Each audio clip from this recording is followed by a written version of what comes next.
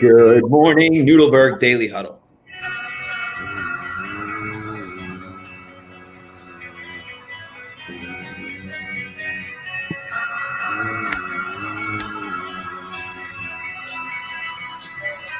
Here we go.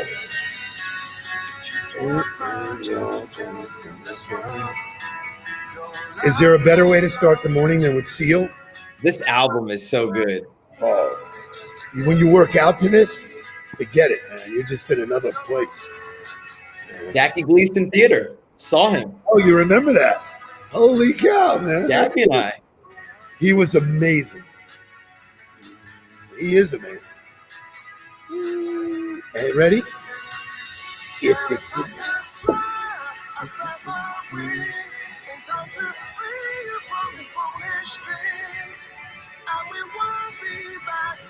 free you from the foolish things. Let's go. Hasim, stay tuned. I'm shouting you out this morning.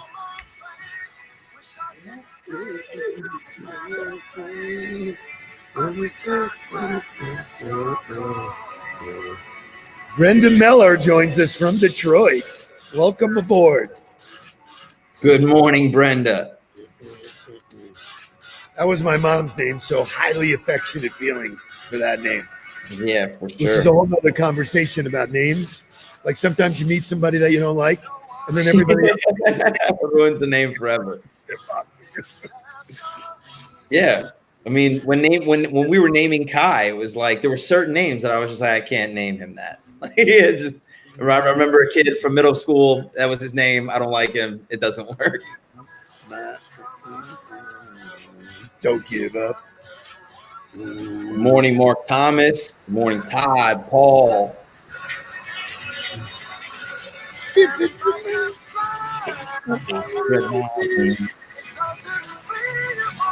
Gotta love you. And I won't be back for more. Let's go. Let's go. So let's jump in, dude. We got a bunch of stuff on a Wisdom Wednesday. Hashtag Wisdom Wednesday. We're gonna drop some wisdom bombs this morning just to talk about that song. For me, all songs have meaning. If you really pay attention to the words, you can do research, find out why somebody wrote the words they did. This song, he has a line about transcend all the foolish things. And I was fortunate to do a podcast yesterday with Jack Siney. And Jack is a well-known guy, one of the top 25 speakers, all that kind of accolades. He is a specialist in selling to the government. And he had me on his show to speak about career development. What should kids focus when they're graduating, especially now? And I think, no one teaches people what to focus on. You don't focus on cars and houses and all of the, the shit. Focus on the behavior, focus on what makes you happy. And that song speaks to that. If it's in your mind, it's on your face. You're going to wear it all the time. So, really, really good shit. What you say? It was a great webinar yesterday. I mean, the layout of it and the guests and the questions that they were asking you was awesome. And it's interesting that you say that because it's the same thing for athletes, like coming out, or coaches for me, like coming out of the sport. You're so wrapped up, even when you're in school, you're so wrapped up in the athletics part of it, that school is just your other thing that you're doing. You're not really focusing on where that's going to take you for a career. So for those athletes that don't end up going to the NFL, there's a large gap there between them getting their first job and then realizing, what is it that I really want to do? What are my passions? What's my why? What do I like to do? And then how do I even figure that out? How do I even go about finding out what I should be doing? Because I've been so wrapped up doing this other thing for this whole development time. Now here I am out in the world trying to get a job, and I'm supposed to know what to do. The pressure to do it in a time frame and to find something. How the hell do you know what is going to make you happy when you're 18, 22? Jake's going through it now, 25. I mean, geez, it's, the worst that you do is you paint it again, man. Paint it again.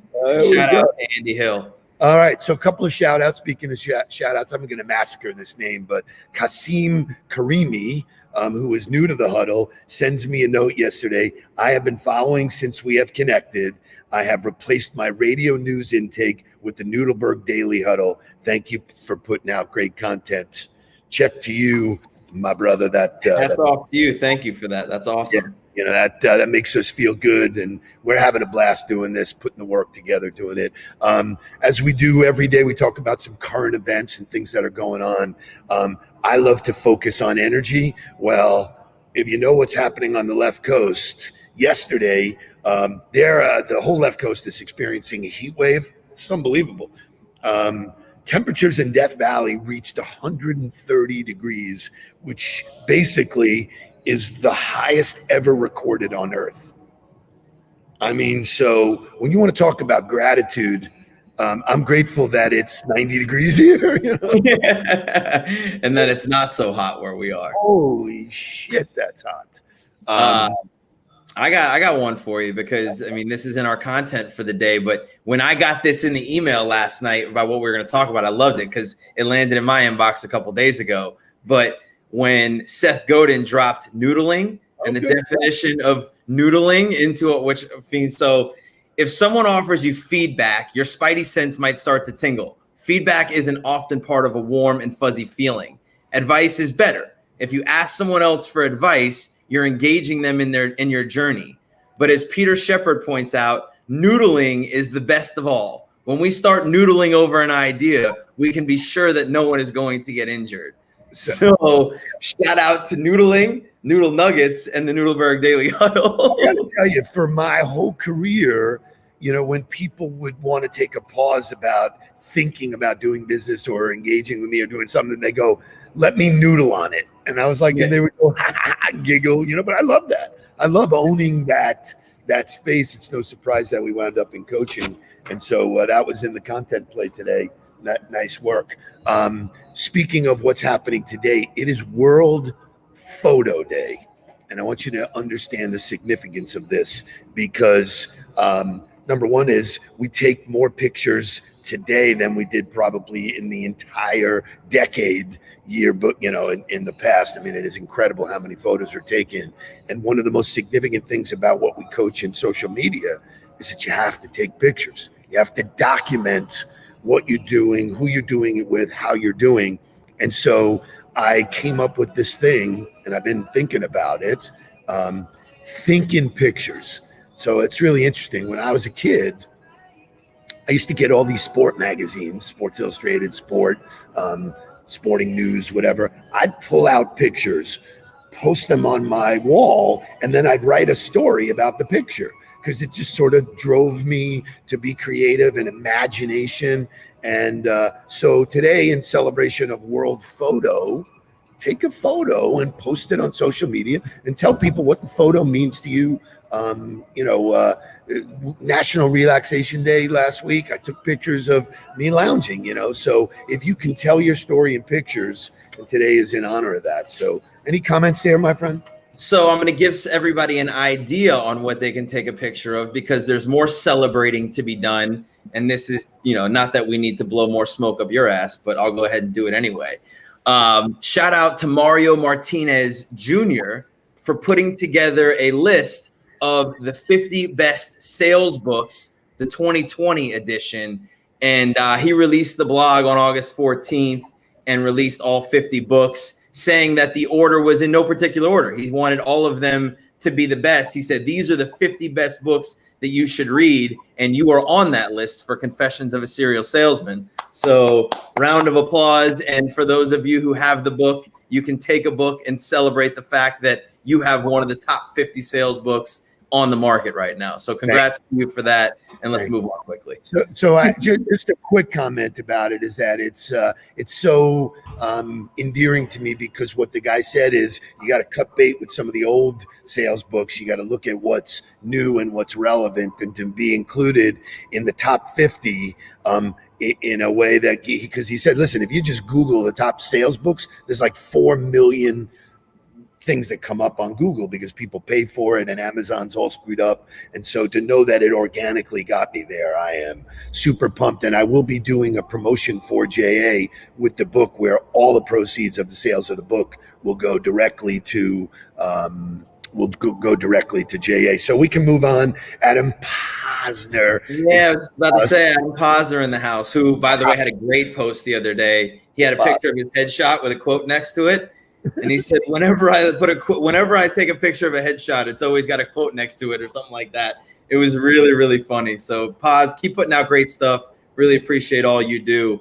And I kind of want to stop on this for a second because we were going back and forth yesterday, and I talked about how, the difference between contracts and contacts is the R kept showing up in my world the past couple of weeks. And I know that that's something that you've coined and you've given it to a lot of people. And Larry Long Jr., Jeremy Turisk, there's a lot of people who have latched on to that and really put that at the foundation of how they continue to do business. And I was breaking your eggs about it a little bit, but really the thing that I'm really thankful for is that you and I get to work together on a daily basis. So, I have an author who's written a top 50 sales book that is not only my dad, but is my business partner. And I realized that it's really about how you think. I haven't had to do it for a long time in order to think the way you do, because I was just raised in this environment and in this world, and we just think similarly because this is the way I've come up. So I'm really just thankful for the fact that you were able to lay that foundation. You and I get to go back and forth. So, a little mushy moment for everybody, but really exciting. But I will tell you, I got up this morning and I watched the podcast that I did yesterday, and I'm on Adam's podcast coming up. I think it drops on Tuesday. That was an amazing, amazing, amazing podcast. Yesterday's was amazing. But when I went and reviewed it and they were asking me these questions, they teed me up with great questions to really give content. And I was so comfortable with the content. It's so part of my DNA that, anyway, it makes me feel great. That's enough with that. Let's move on. Lori, by the way, had never heard breaking your eggs, and she loved that all the time. Man, You love that one. So, what's really cool, though, is that when you talk about that line that I gave, that I shared with Larry has shared it with a gazillion people and has given me credit every time. There's something to be said for that, and certainly gratitude to you, my friend. Keeping in line with Wisdom Wednesday, and one of the rules in my book is it's all about the words you use and building your vocabulary. I had a conversation with a great friend, Ed McCluskey, who is a client, a friend. I've known him for 35 years. He got on and was telling me, and he likes to share with me success stories from the coaching we did. And he used 2 words. He dropped 2 word bombs that I basically stopped the presses and said, oh my God, these 2 words, and these are the 2 words of today. Zealot. He goes, a person who is fanatical and uncompromising in pursuit of their religious, political, or other ideals. And he said, Steve, you turned me into a zealot. I almost passed out. I go, dude, that is what an incredible reference. So, what are you a zealot about? That's a question you can ask yourself. Look yourself in the mirror. And then he went on to use the word edification. And I have him in a conversation with Jason Muntner, who's in here this morning. And this is the crux of life is edification is the instruction or improvement of a person morally or intellectually. And I've lived a life of edification. I worked with a company called Edify. So those are 2 word bombs that I think you can go crazy on. And you always talk about being a lifelong learner. That is embodying edification. That's, to me, you can't ever do it enough. Like Gabby and I started watching The Untold History of America from Oliver Stone. Great series if you guys haven't watched it. But that's more edification of the way I understand history. It's edification of my knowledge of the world. Every day that I'm interacting with somebody about how they operate in their business, it's edification about how somebody does something. So I think chasing that knowledge every day is great. What a great word. So that leads us to the meat and the bones of our daily huddle today. And that's a conversation that Mark and I want to have with you about taking notes, which leads us to a third word of the day, which is called, the word is copious. I take copious notes all the time. Copious means abundant, in supply or quantity. So a couple things about taking notes that I want to point out. Whenever I sit down with somebody, I sit down and I say, is it okay, even in a virtual format, I said, is it okay if I take notes?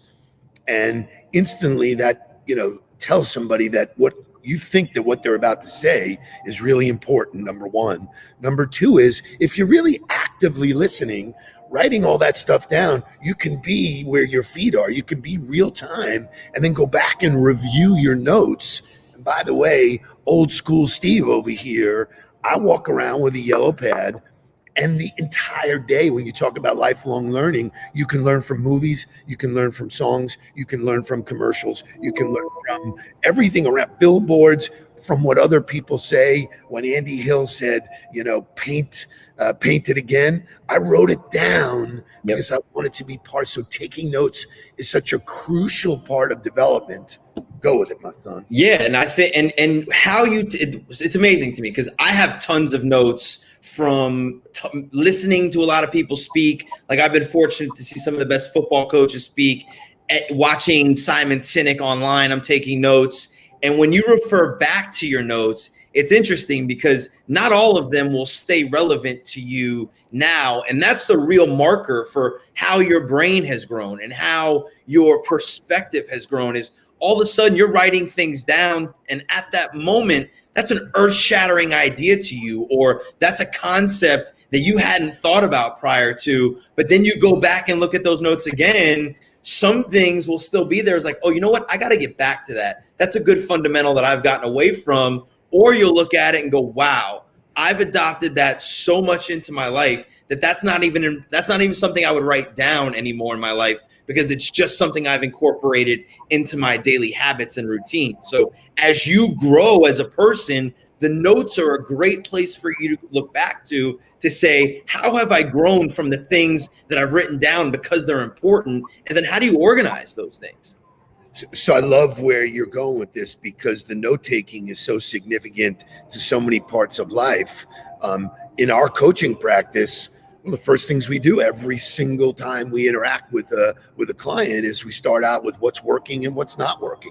Yellow sheet of paper, line down the middle, what's working and what's not. And it gives you a higher historical look at what are we working on? What's the point of what we're doing? So there are learnings, there are teachings, there's review, but keeping notes and then so what I do is I take them from yellow pad, because I'm writing, scribbling all day long. People say something and, like I heard somebody the other day, I heard this 3 times, the same phrase. And I go, okay, universe is telling me I should grab this phrase. Boom, cut to the chase. I just wrote it down. It happened 3 times. I could do a whole session as a coach talking about cut to the chase, because people bullshit way too much. You can talk out of a deal, get to the fucking point and move on. Sure. And I'm going to take you back, because there's a habit that you used to have that it works today, but in a different way. You used to walk around with a tape recorder. Yes, you used to have it in the car. And when you would be prospecting, you would hear somebody advertising and you would just write into the tape recorder. Boom, you'd record the name and then you go back to it, or something would happen and you'd go into the tape recorder. So there's a lot of people that that are in leadership positions.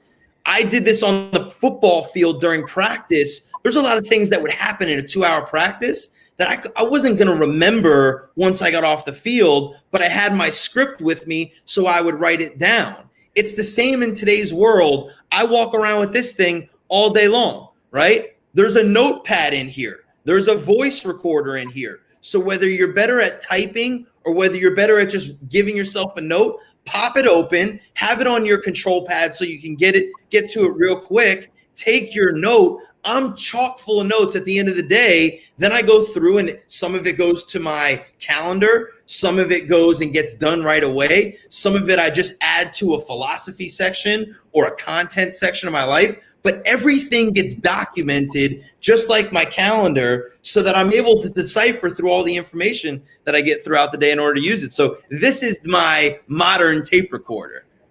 I love it. You know, that brings back lots of memories. I used to leave the tape recorder next to my bed because, you know, I'd think of something or be dreaming about something and I would want to remember. So I just roll over and go, which reminds me of the movie Night Shift. Yeah.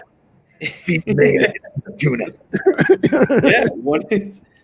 I mean, so that seeing you do that as a kid, you know, and kind of going back to I was raised in this environment, seeing you do that instilled just an activity that I knew was important. It was important to document things, to be able to remember them so that they didn't just get left as an idea. So here's what an interesting takeaway. As I started to speak and go around the country and around the world in different audiences, early on, I would be like or in my trainings, I'd be like really pissed that somebody would be on their phone while I was speaking. And I would, me, I'm, I walk up and I go, you don't think what I'm saying is important? They go, what are you talking about? I'm taking notes. You know, I had to learn that, people are taking, while they're doing that. So there was a quote by Ludwig Wittgenstein that said, the problems are solved not by giving new information, but by arranging what we have known since a long time. So to what you're saying, to me, I write all of this stuff down randomly, during each conversation, and then I scoop it up, sculpt it, and then put it in places and a lot of the stuff you see me post, the content I post are just sayings that have come to me. I used to call them Steve-isms that come from all the things I've learned. It is what it is. Just another day in paradise, all that kind of stuff. So any final thoughts on note taking? Our commitment to do this every morning is to give people tips of things that work.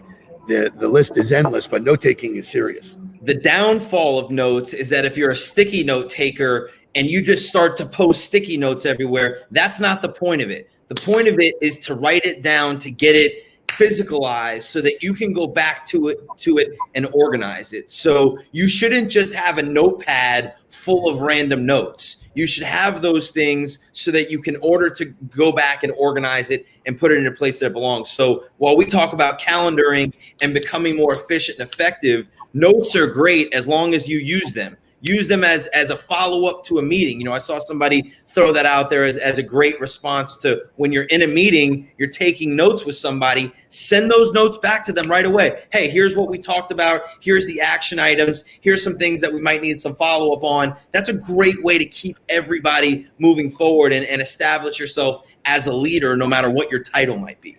So I'll close the day with Ken DeBrito hit it right on the head, take that hammer and hit the nail, is that when you take copious notes, it informs your follow-up. And one of the key things, and we've talked about it over and over and over again, is that if you don't have follow-up in your toolbox, you are going to lose over and over and over again. It is unimaginable to me the amount of people that approach me, get my attention, and then I never hear from them again. Or when they do follow up, they have no idea what our original conversation was about, which already makes me think that I'm not important to them. So interestingly enough, just writing down someone's name on a pad that you're going to take notes is that thing that allows you to remember their name, which was a key one in sales.